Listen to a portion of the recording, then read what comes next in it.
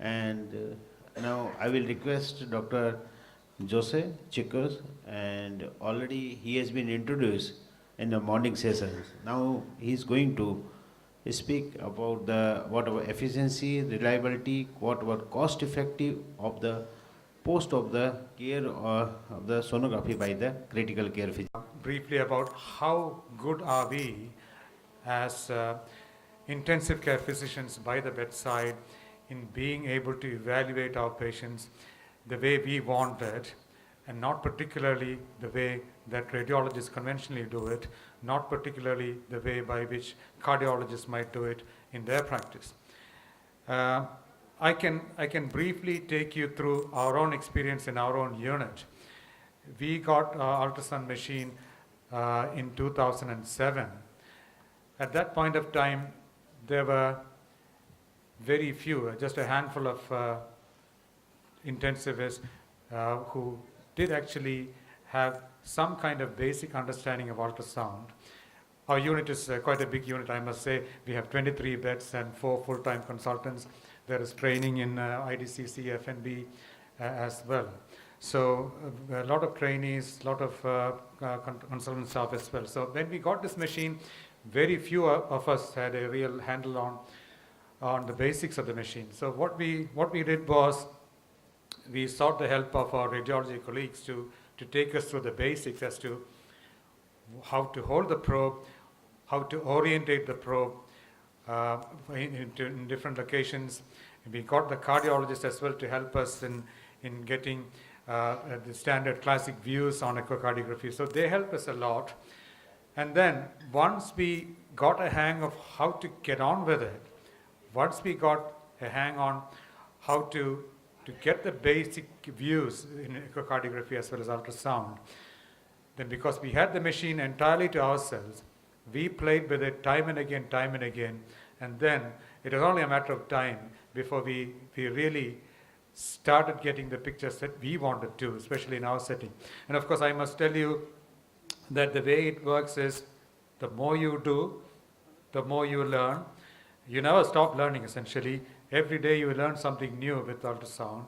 And the versatility of ultrasound is so vast that you can use it for so many new situations which you hadn't really imagined before. So that's the way we started. And at this moment, almost every trainee who is 6 months or more in our unit is very much skilled at doing the basic ultrasoundology. All lines are placed with ultrasound. There is no line that is placed in our unit without ultrasound, so much so that we get worried these days that some of our trainees have perhaps lost the art of doing blind central venous cannulations, which is not at all done. So that may be a disadvantage as well, I feel. You must probably keep in touch with the blind technique as well. And in fact, the number of x-rays that we do have become very, very few. Because I personally believe that an x-ray will add very little to what you can see on ultrasound. We had a very elaborate discussion on lung ultrasound. You can see fluid very, very easily, clearly on ultrasound. You can even measure the precise amount of fluid present in the pleural space if you want to. No x-ray, I won't believe that anybody can distinguish with 100% certainty if it is consolidation or pleural effusion on x-ray. Would you agree or not? You see a haziness there, and it's up to your imagination to imagine if it is fluid or solid. Ultrasound will very clearly tell you if it is solid or fluid. There is no question at all. There is no doubt left in your mind at all. And consolidation, I believe that consolidation in ICU patients especially happens mostly on the dependent areas where it is very easy to visualize, and you can very much better see it on ultrasound than you would see it on any x-ray. So the number of x-rays that we do in our unit has come down quite drastically. Pulmonary edema, I sometimes feel, people have remarked it previously as well, what do you use the stethoscope for? You listen for basal crackles, isn't it? But with ultrasound, if you can recognize B lines, which is very simple to learn and see, you can very easily make out even a small amount of interstitial fluid, which you will not listen with stethoscopes. So in the ICU, at the point of care, it's a very effective tool to diagnose pulmonary edema, far more sensitive than the stethoscope might be or the X-ray might be. And the other thing that you got to remember is, you cannot do X-rays every 5 minutely. How many X-rays do you do per day? But ultrasound, if you have by the bedside, you can do it almost at will. And to see B lines, all it takes is maybe 15 seconds or so. You put the probe under the clavicle and you just see the lines. You keep the machine there by the patient. If there is a susceptible patient or a critically ill patient, you keep the machine by his side and keep doing it time after time after time, as many times as you wish. So, and you don't need to call for your radiographer, get him do the picture, bring it up on the screen or get a hard copy, which all that is going to take time. This is available to you by the bedside, easy to do, and you get the results immediately without any time lag at all. So in that way, it is much more efficient and effective at diagnosing problems by the bedside. So as we discussed in the morning, pleural fluid you can diagnose very easily. Consolidation is seen most of the time quite well on ultrasound. Interstitial fluid you see, pneumothorax, it is far more, much more sensitive than X-rays with a very superior negative predictive value. If you see the pleura sliding, you don't need any more evidence to say that there is no pneumothorax. You can straight away rule out pneumothorax if you see the pleural slide. To diagnose it 100%, if you don't see pleural slide, it does not always mean that there is a pneumothorax.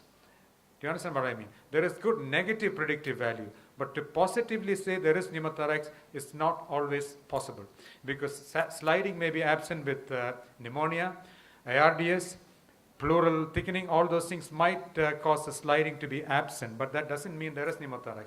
But if you see sliding, you can keep pneumothorax out of your mind. You must look for some other reason as to why the patient is worsening in any way. Srikanth was mentioning about requiring X-rays to see the tip of the central lines. I must say, we don't always do that, because I can tell you why. Suppose you do an internal jugular line. Where can it possibly go? It can go into the right downward direction at where you want the junction of the SVC and right atrium, or it might go into the subclavian line vein on the same side, or very occasionally it might go up. You can see all this with your ultrasound probe actually. You can see if it has gone upwards with ultrasound. You can see if it's gone to the subclavian with ultrasound. Of course, you can't see the tip. But if you rule out subclavian vein, if you rule out that it's gone upwards, and you rule out pneumothorax with ultrasound, then the only thing that's missing is actually where does the tip lie. Does it matter all that much? You just use an approximate distance and assume that it is in the right place. You don't need to do an X-ray particularly to see the line. At the next point of time when you really need an X-ray, you get it done and verify the tip position. It is not that crucial. Even if the tip of the line varies by 1 or 2 centimeters, it might not matter so much. Of course, the danger lies in that if you insert it too far inside and it goes into the atrium, perforation of the right atrium can happen, which of course is one of the possible. But if you keep the line well out, say if you insert it up to 12 centimeters, in almost more than 90% of adult patients, it will be well away from the right atrium. So I think with practice and with experience, you get to see more, do more, and you get adapted interventions as well. In our unit, we put pigtails and ultrasound guidance very precisely. Cytic fluid tap and ultrasound guidance is done by us at the bedside. And as I mentioned to you before, we do percutaneous tracheostomies with ultrasound guidance, which helps us to guide precisely the interspace through which we need to go. You can look for pneumothorax as well. So in effect, the radiologists don't visit our department very often. They come only when we truly have a doubt. And even in that instance, I must say our radiologists have been very nice to us. We take the images to them. We record it on our laptops, and we take it to them. They have a look at it as well. And if they feel that they need to see, they do come and see. But otherwise, they would agree with us if they're happy and say that's it, we agree with you, and go on with it. Same thing with cardiology as well. If you have any doubt, we will call them, or we might take the pictures to them for them to have a look, and they will do it only if they really feel that they need to. So in effect, you can cut down on the number of consultations that you do outside the unit. It will be cost effective certainly for the patient, and I think in the long run the hospital will not lose money. I think you have to have the broadness of vision to see that, if you have point of care, it is most likely that the quality of care that you provide will also improve. The overall quality of care that you provide will improve, and that will attract more patients to your unit, and not just look at the narrow picture of having more consultants in, more tests done, and make more money in the short term. It doesn't really work out that way. So in short, the efficacy and efficiency of ultrasound is quite vast, and the more you do, the more use that you will find in your day-to-day practice, not only in terms of diagnosing conditions, in real-time guidance for lines, for real-time guidance for drainage of fluid, percutaneous tracheostomies, to diagnose most lung problems for which you don't need x-rays. You cut down on x-rays, cost of x-rays, cut down on irradiation as well. So the scope of ultrasound ICU is extremely vast, and the most important thing, of course, is to get through the basics. Once you know the basics and once you have the machine, you get to do more and more, and as you do more, you get to learn more, and then you impart the skills you have to your trainees as well, and they go on and then spread this as well. And I think the time will come in the next few years when it will become an absolutely imperative part of the overall ICU care, to have a machine at the point of care to be able to deliver optimum care to your patients. Thanks. Thank you very much. If there's anything that you would like to ask, discuss, please feel free. Thank you, Dr. Jose. And any questions? Hello. Sir, I want to just ask that as an intensivist or as an anesthetist or as a physician, you are doing sonography on a bedside in emergency room in ICU. What is the legal liabilities in case if you are misdiagnosed or there is no report of such a thing? Once you diagnose the pleural effusion and you tap it, but there is no report is available for you to show the relatives of patients. So what is the medical legal liabilities by doing all these procedures? Is there any, safety rules, safety? Yeah, I would suggest there are two things that you could do. First of all, you must document somewhere on the notes as to what you saw on your ultrasound. Let us say you saw a pleural effusion. You make a documentation of that in your notes. And secondly, I would suggest that you record all the pictures that you do on your own. You can record. Most of the machines have a huge storage capacity. You can store it on the machine up to a certain point. And once the disk is full on the machine, you can transfer it to external hard drives. That's what we do actually.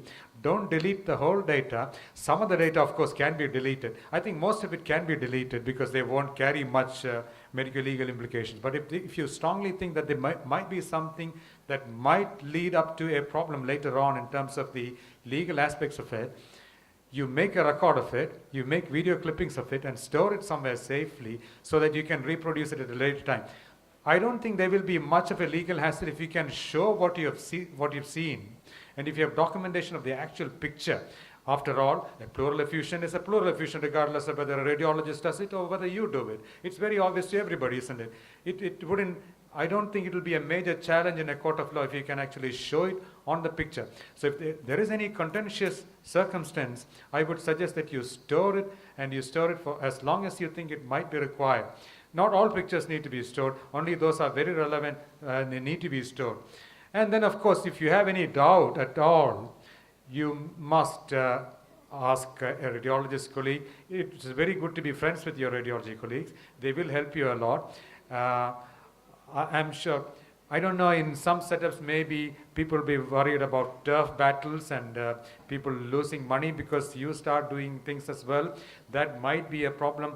But I think overall, I think it's in the best interest of everyone that you are able to do it by the bedside. It will take a heavy load of work off the shoulders of the radiologist, which is what we have seen. They don't complain at all. They don't need to walk in and out of ICU half the time because they have plenty of OPD practice as well.